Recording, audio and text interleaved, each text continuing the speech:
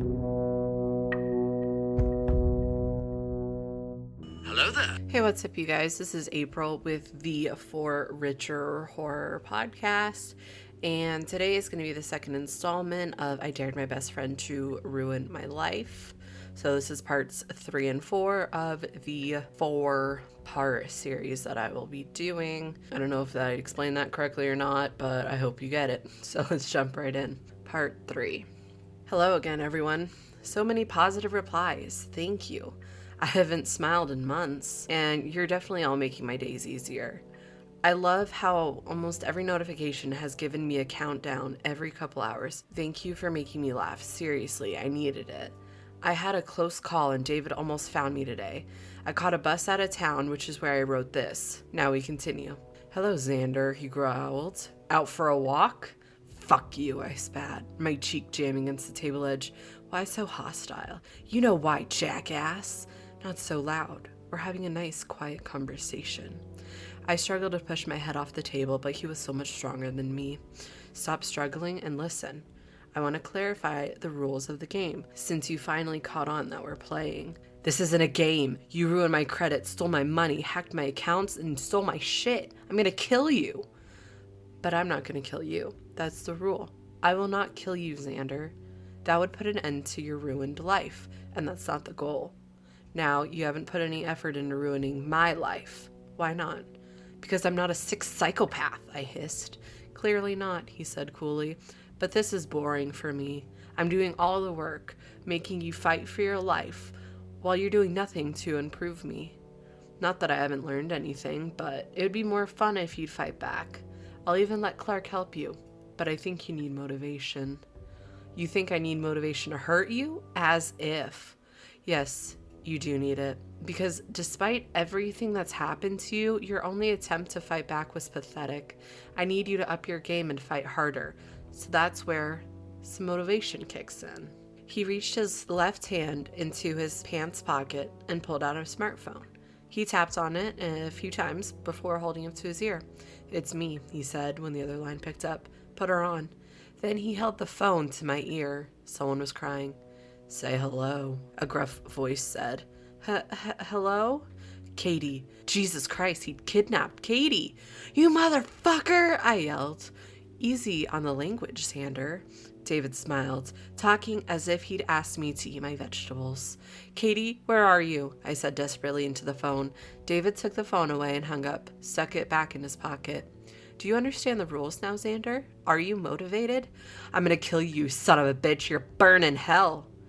Now, this isn't a theological discussion, David tutted. You and Clark, do your best to ruin my life. Do whatever you want, but if you kill me, I kill Katie. Can't kill her if you're dead, I growled. No, but my friend will. It's amazing the kind of people you can meet online. He's just as excited to play as I am. Do you have any questions before the game really starts?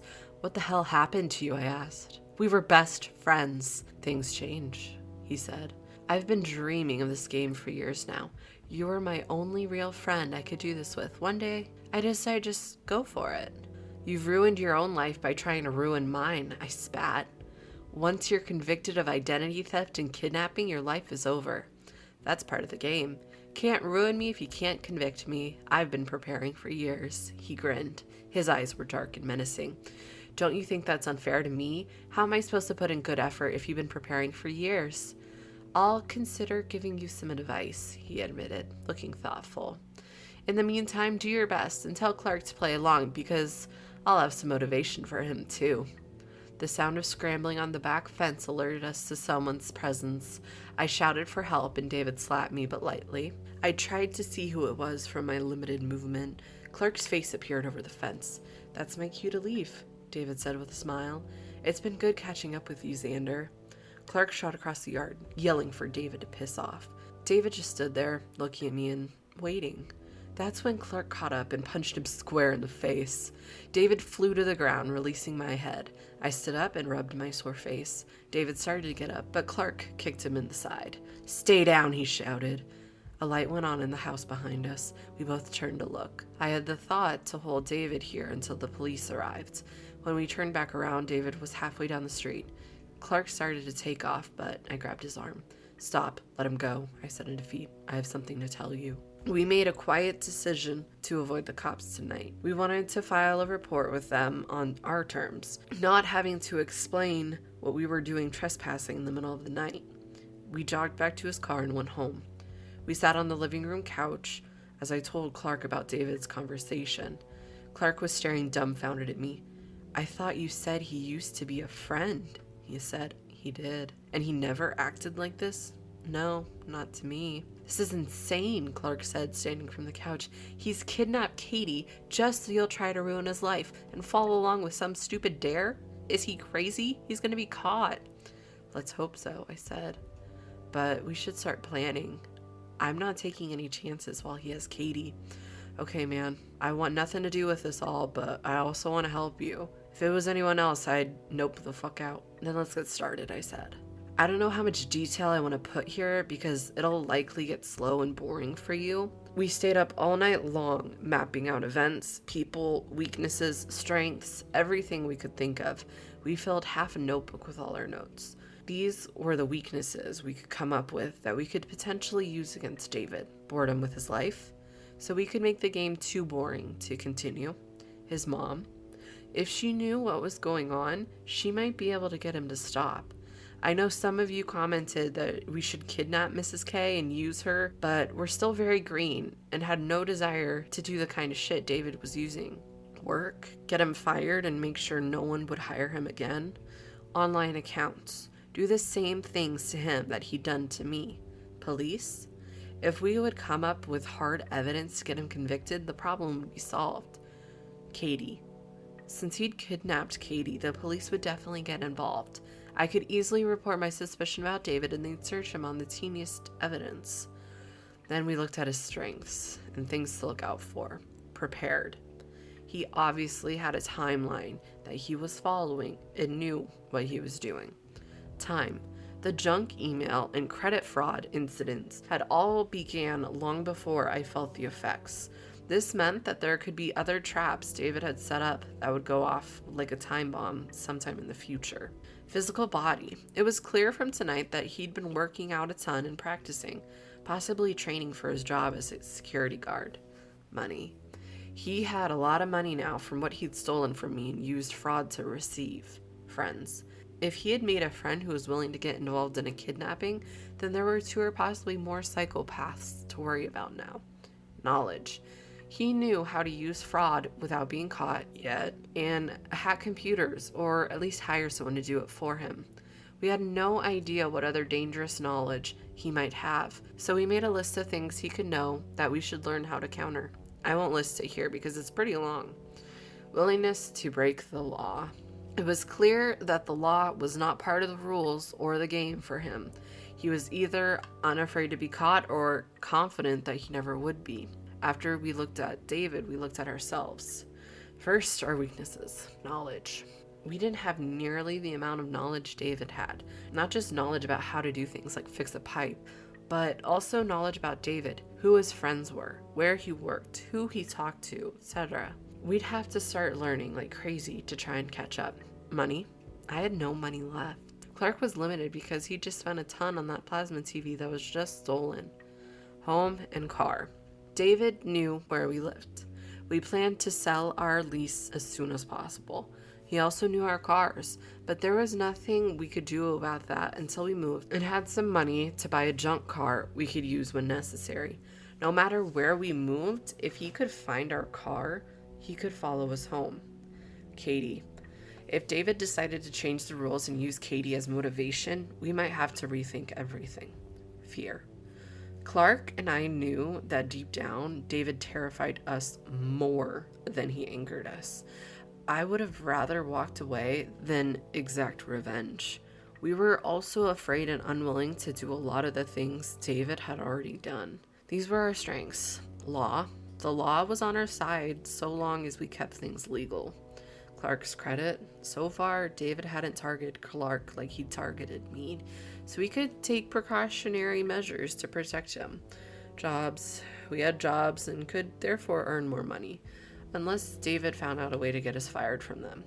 We needed to come up with a way to protect our jobs from David. FTC, police force, government. These government bodies, with all their vast resources, were working for us on my identity theft. We thought it was likely that they'd be able to link David to my identity theft. Looking at all the strengths and weaknesses of both parties side by side, it looked like an even matchup on paper, but just thinking about trying to fight David made us feel like we were up against an impossible enemy. We sat down to eat breakfast and continued talking over what we would do. Both of us called in sick to work so we could start preparing. "All right, I posted our leases for sale on Craigslist," I said, putting my phone down. Clark was sniffing the air with a confused expression. He leaned over and smelled his cereal. "Does this smell bad to you?" he asked. I sniffed.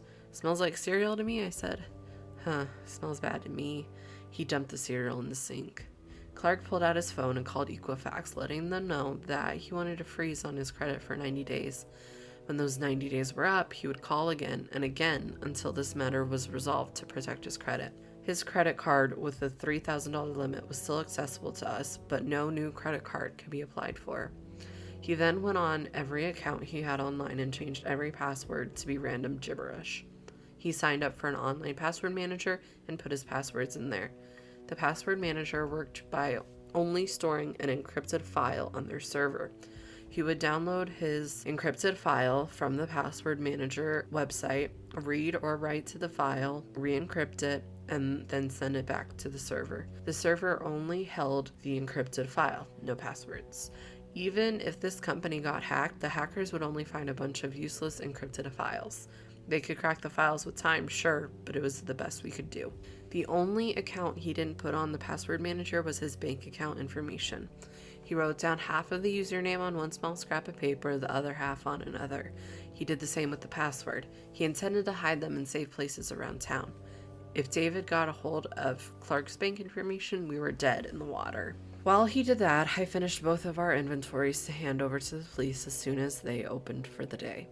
Once the station opened, we were going to head over, hand in our inventories, file a police report for the burglary, and recommend David as a possible suspect.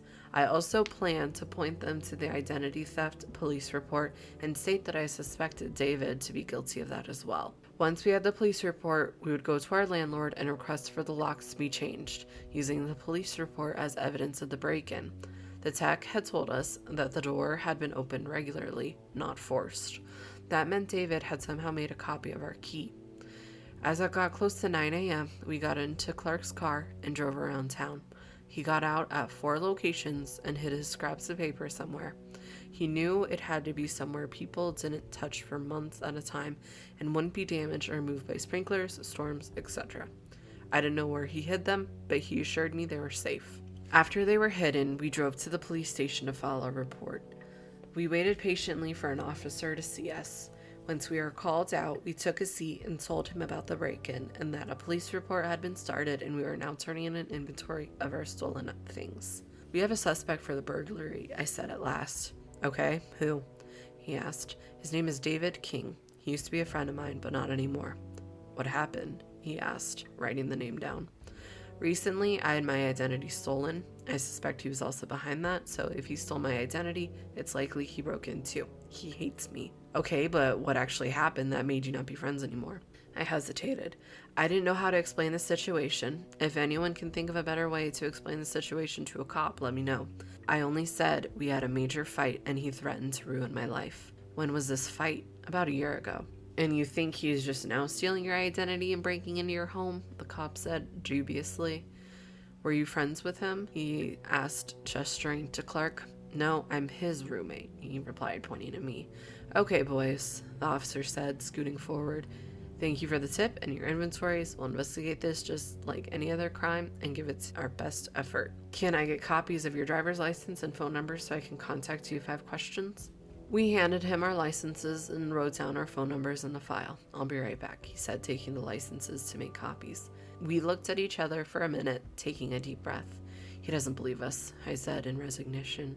"We'll find evidence," he encouraged me. 5 minutes passed, then 10. Then the officer came back, 2 others at a side. "Clark Ulysses?" he asked. "Yes," Clark said, confused. "You're under arrest for vandalism and trespassing on private property." The officers flanked him and pulled him to his feet. I stared at the cops in bewilderment. Clark's eyes were wide. "When I went to copy your license," the cop said, holding it up, I checked it against our records. Last night, someone called in a report that you'd been to their home and sprayed thief on their home, and then attacked him when he came out to stop you. My mouth dropped open. Son of a bitch. David King, the one you just recommended as a suspect, was the one who called it in. Seems to me like you're trying to discredit him before he reported you. Guess he beat you to it. Read him his rights, he said to the other officers. Wait, I said, standing up. Hold on, I was there too. It wasn't just him. Clark shook his head at me ever so slightly. No, I wasn't going to let him take the fall for this. Mr. King explicitly stated that there was only one vandal and that he watched Mr. Ulysses sneak up to the house and spray it by himself. I know you're trying to protect your friend, but don't throw away your life, kid. One of the officers started reading Clark his Miranda rights while they cuffed him and walked him toward the door leading to inmate processing. Call my mom for bail. I'll be out soon, Clark shouted behind him. Don't let him win. Part 4.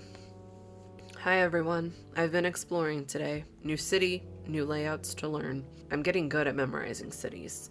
Thank you all for the support and suggestions. Once again, these are all past events, but I'm taking your ideas into consideration for how to fight back here in the present.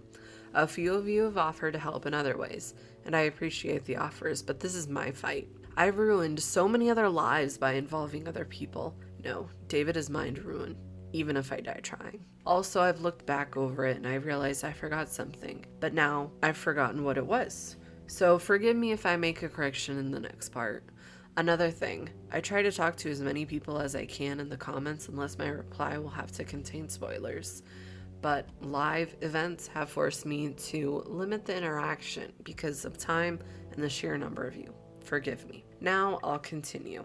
I called Clark's mom right away. I had their home phone number because last Christmas Clark invited me to his house for Christmas dinner since my parents and I were still fighting pretty harshly. He'd already gone home while I had to work, so he gave me the phone number in case I got lost and he didn't answer his cell. She was devastated and asked me a million questions. It was very, very uncomfortable. She agreed to drive down that day and post bail for him. She lived a few hours away, so she said she'd be here around 5 p.m. The county we were in didn't allow online payments via credit card, cash only, so she had to physically drive down. In the middle of the phone call, I missed a call from a number that wasn't in my contacts. I called back and they answered immediately. Hi, I missed a call from this number. Hi, is this Xander? Yeah, who's this? Xander, I'm Katie's mom. Your parents gave me your number. Shit. Hi, can't talk right now. I'm in a rush and She cut me off. Have you heard from Katie? She didn't get home last night. Your mom gave me your number. Please tell me she's with you. She's not, I said. I'm not sure where she is. I have to go. I'll call you back. I hung up the phone. I didn't want to talk to her about Katie because I was about to file a missing person report on her. I walked over to the reception desk. I was just talking to an officer and then he arrested my friend and walked off. I needed to talk to the officer on my other case about identity fraud. What case number? The lady asked. A while later, I was sitting in one of the interrogation rooms after asking for a private meeting. Detective Hernandez sat on the opposite end of the metal table. My 2 case files were on the table in front of him. He was glancing through them, trying to familiarize himself with the break-in report. A tape recorder sat between us. He pressed a button on the recorder and the tape started rolling. He stated his name, my case numbers, the date, and the time. All right, go ahead, he said. So I submitted a report for identity theft a while ago and haven't heard anything about it. The FTC can take some time to respond, he replied. Well, now there's a new report for a break-in and at my apartment. I was talking to another officer earlier and told him that I have a suspect for both crimes.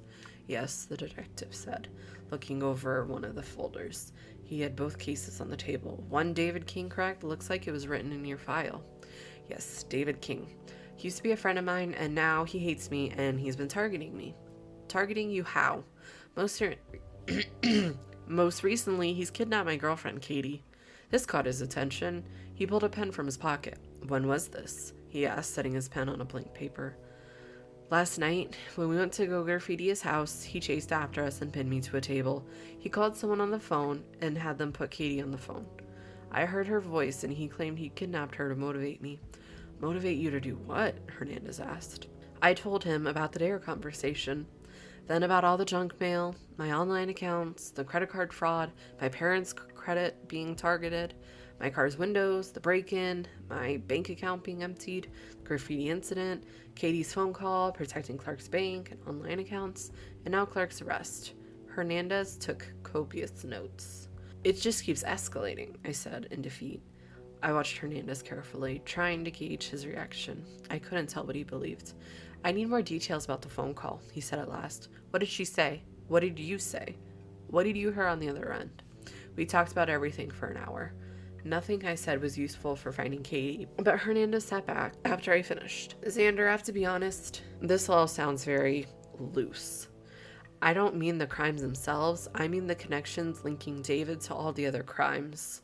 There's nothing that can be done about the identity theft until the FTC has finished their investigation.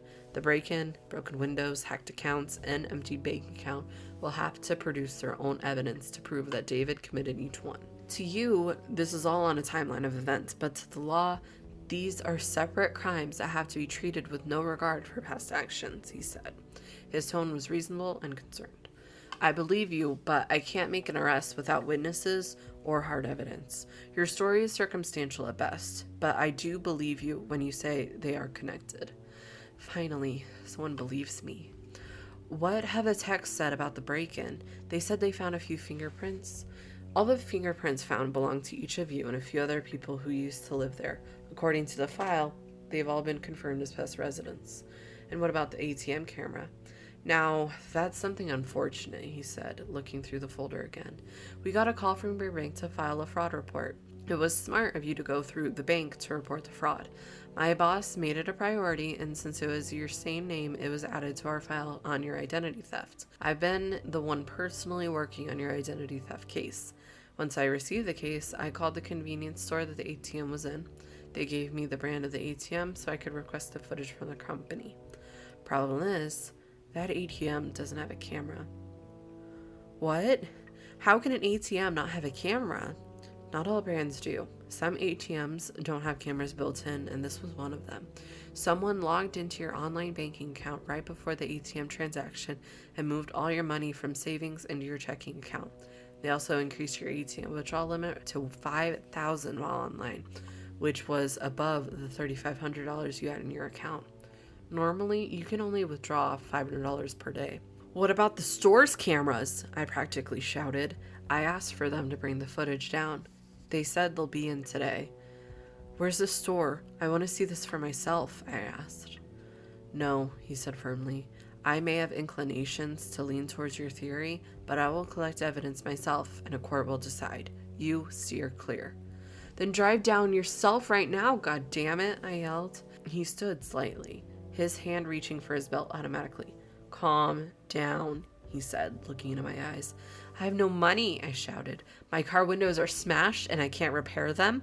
My rent will be due and I have no way to pay. I can't get to work in a car I can't drive. I need my money back.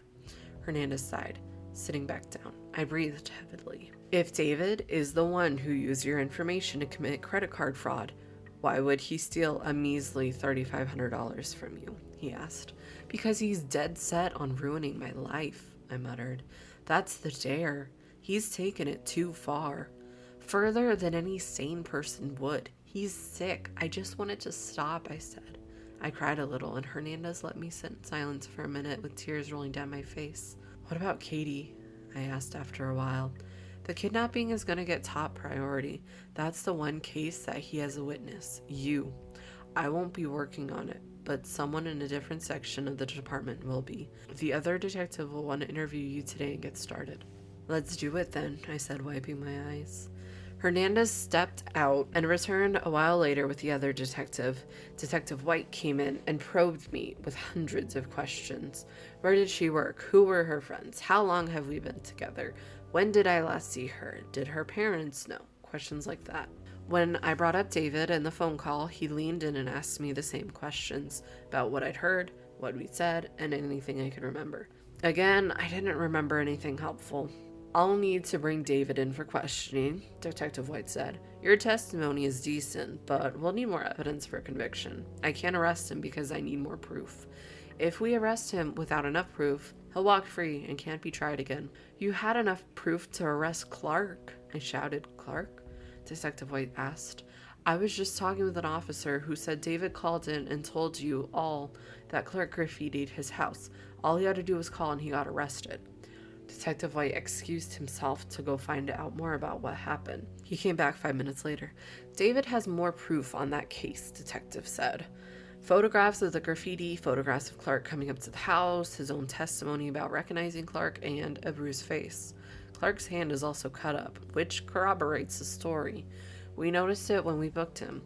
This is the kind of evidence we need to convict in a kidnapping. Right now, we have your testimony stating you said hello to Katie on the phone and that David said he'd kidnapped her.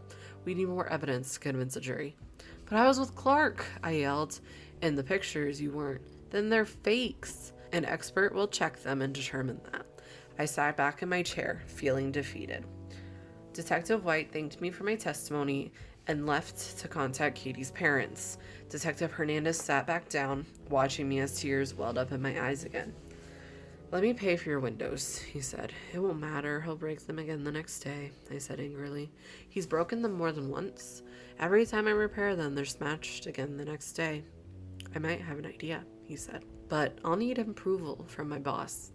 If you haven't heard of entrapment in the context of a police investigation, it's a legal defense that's used when evidence can be shown that an officer induces a criminal to commit a crime they wouldn't otherwise commit. When this defense is used, there are two differing views. In some courts, if a defendant uses entrapment as a defense, the prosecution has to prove beyond a reasonable doubt that the criminal was not entrapped. In other courts, the defense has to prove that it was entrapped. The state I was in required the prosecution to do the proving.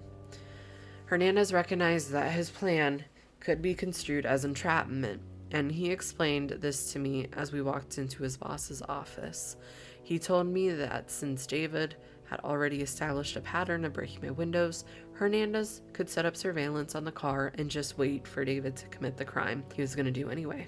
Since I had repaired my windows twice and had kept the receipts, that would serve as good evidence that the crime had been repetitive. The idea made me hopeful. I sat outside his boss's office while he walked in and presented the idea. When he walked out, he gave me a thumbs up. David would never know what hit him. Hernandez drove me to my house where I picked up my car and took it to a repair shop. He followed me over there and paid. We drove to my work in Hernandez's car while they worked on it. Hernandez ordered us some lunch and I talked to my boss. I told him about my bank account getting hacked and that I needed to cancel direct deposit. Luckily, payroll was next week, so they'd be able to change the method of payment by the next paycheck. I told him about the situation and Hernandez backed me up. He agreed to pay some of my wages in advance out of the store's petty cash until payday came, and I was to pay him back. I thanked him profusely for helping me out and apologized for having to call in sick that day. I walked out with a full stomach, $335, and a calm mind. With any luck, we'd catch David tonight. Hernandez took me back to the shop and I picked up my car. I tried to pay from the money I'd received, but he refused, saying I could pay him back after this was all resolved. He told me he'd be at my house later on to start the surveillance and to just park my car on the street. I thanked him again before we parted. It was about 3 p.m. when I got home. I parked my car several blocks away and next to several others for camouflage.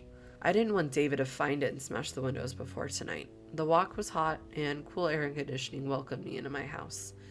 Excuse me, someone said timidly as I unlocked my front door. I peeked my head back outside. There was an older woman in the landing, probably in her 40s. Yes, I replied. You live in that apartment, I'm guessing, she said. Yeah. I'm Mrs. Watson. I believe you and my son are roommates. Oh, hello, I said, extending my hand. Whose mom are you? Isaac, she replied. He and I were supposed to be driving out of state to visit family yesterday, but he never showed up. A chill ran up my spine. I've called him 1,000 times, but he hasn't answered, she continued. I've been standing here ringing the doorbell for a while, but no one's come home. Can I go knock on his door? I considered asking her to leave or telling her that I wasn't comfortable with her coming in, but I knew that'd be suspicious. I knew what we were going to find. I told her to come in, and instantly the smell overtook us. She tried to be polite and not offend me, probably thinking we were typical college guys living like pigs. We walked down the hall to Isaac's room. Oh God, she muttered. The smell must have been horrific right by the door. I shuddered, but went down the hall towards her. She knocked. "Isaac?" she called. No answer, as I expected. "Isaac, it's Mom," she said. I think the smell made her start to panic because she pounded harder on the door. "Isaac, open up, please," she pleaded desperately. I sighed. Gently, I guided her away from the door and braced myself. I took a running start and slammed into the door. It bent heavily, but the latch didn't break. I tried again, then again. On the fourth try, the door wrenched open and I was inside. The smell, oh God. I didn't know how many times I could tell you about it until you understand. This was one of those moments where I'll remember every detail forever. Isaac's room was a mess. There were 3 bookshelves that likely used to have tons of books, but the shelves were torn apart and books were scattered across the room. His computer desk had paper scattered across it and cups knocked over. The window was darkened by a blackout curtain used for gaming.